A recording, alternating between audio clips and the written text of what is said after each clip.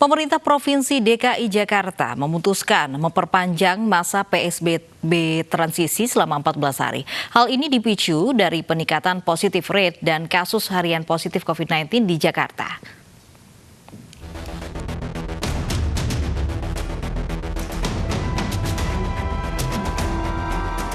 Harapan warga ibu kota untuk segera menyudahi masa PSBB dan memasuki fase kenormalan baru pupus.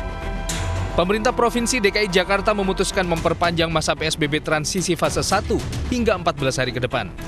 Pemicunya adalah tingginya angka kasus positif COVID-19 di ibu kota. Tapi di pekan terakhir ini, positivity rate kita meningkat menjadi pekan ini 5,9% selama 1 minggu ini.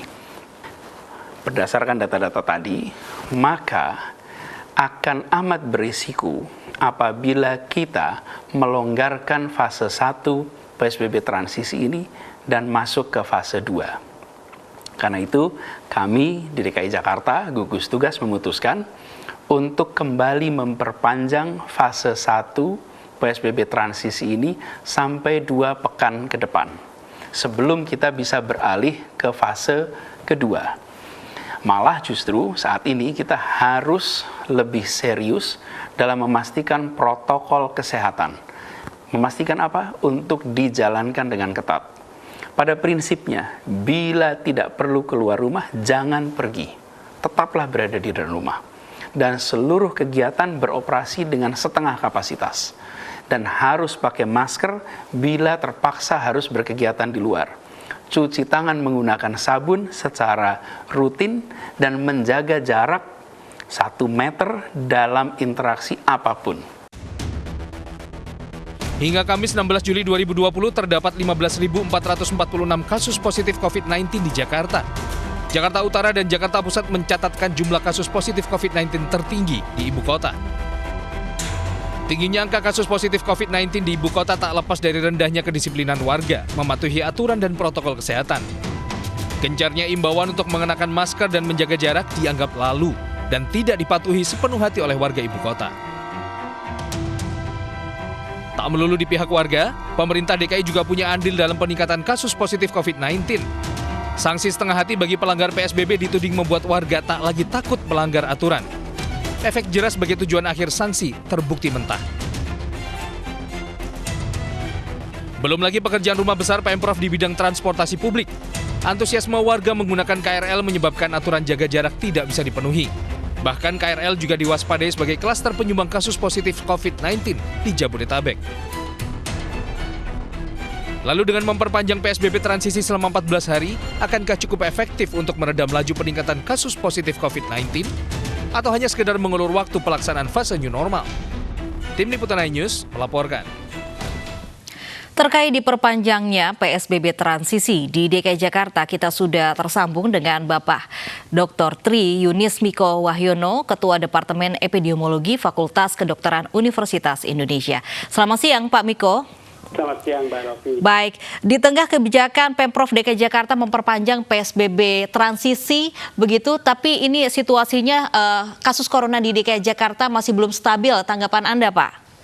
Jadi pada waktu PSBB pertama, kedua, DKI belum berhasil menurunkan kasusnya, kemudian diperpanjang. Pada waktu itu saja PSBB itu diperpanjang dengan transisi, artinya dengan pembukaan atau pelonggaran pada sektor-sektor. Semua sektor dibuka walaupun setengah. Tapi toko-toko dan mal dibuka, kemudian walaupun kita nggak tahu apakah toko-toko itu setengah pekerjanya atau full pekerjanya. Jadi bisa dibayangkan kalau pada PSBB transisi yang pertama itu terjadi pelonggaran atau pembukaan, kemudian pada yang diperpanjang pertama juga masih pelonggaran. Kemudian pada PSBB transisi ini yang diperpanjang 2 minggu ke depan, itu juga akan ada pembukaan dari bioskop. Jadi bayangkan kalau pembukaan itu dibuka lagi, akan dibuka lagi, berapa interaksi yang terjadi. Interaksi itu adalah kerumunan. Kemudian kerumunan itu akan memudahkan penularan. terbukti bahwa PSBB transisi yang pertama itu meningkat jumlah kasus di DKI meningkat. Harus dievaluasi kalau infeksi atau peningkatan itu disebabkan oleh infeksi di mana. Pada kontak tracing kita dapat menentukan mana yang terbanyak infeksinya, apakah di kantor, apakah di pertokoan, ataukah di pasar, harus ditentukan. Kemudian harus dievaluasi. Kalau yang terbanyak di pasar ya tutup saja pasarnya, kemudian atau isolasi atau perlakukan pasar dengan ketat begitu. Kalau di kantor ya kemudian melakukan upaya pencegahan dengan ketat di kantor-kantor. Kalau itu di pertokoan ya perlakukan dengan ketat pengawasan pencegahan di pertokoan-pertokoan. Jadi itu harus dievaluasi dulu, kemudian ditentukan apa yang harus dilakukan. Kalau diperpanjang, saya pikir hanya membiarkan peningkatan kasus COVID-19 di DKI. Baik, artinya memperpanjang PSBB transisi di DKI Jakarta bisa memungkinkan kasus corona di DKI itu semakin besar, Pak? Betul. Ya, jadi terbukti pada PSBB transisi yang pertama diperpanjang ke yang kedua dan sekarang diperpanjang yang ketiga. Jadi bayangkan saya sekarang harusnya kasus COVID-nya bukan dilihat per hari atau positivity rate-nya bukan dilihat per hari, harusnya dilihat per minggu. Jadi peningkatan Juli ini per minggunya sudah melampaui akhir April kalau nggak salah sebagai puncak wabah. Nah, undang-undang wabah mengatakan kalau terjadi wabah atau wabah kembali itu menjadi tanggung jawab pemerintah. Namun di undang-undang itu tidak disebutkan pemerintah yang mana. Maka kemudian paling tidak ada pemerintah daerah, ada pemerintah pusat. Jadi kalau di DKI Jakarta terjadi wabah kembali memuncak, harusnya menjadi tanggung jawab pemerintah daerah atau provinsi dan mungkin akan dapat bantuan dari pemerintah pusat. Baik, kemudian apa yang harus dilakukan Pemprov DKI? Jadi Pemprov DKI mau tidak mau harus mengevaluasi, jangan sembarang karena udah diperpanjang 2 kali, jadi jangan gegabah atau cepat-cepat untuk memperpanjangnya. Jadi lakukan evaluasi yang baik dari PSBB pertama, kedua, dan transisi pertama dan diperpanjang yang pertama, ya sekarang diperpanjang yang kedua.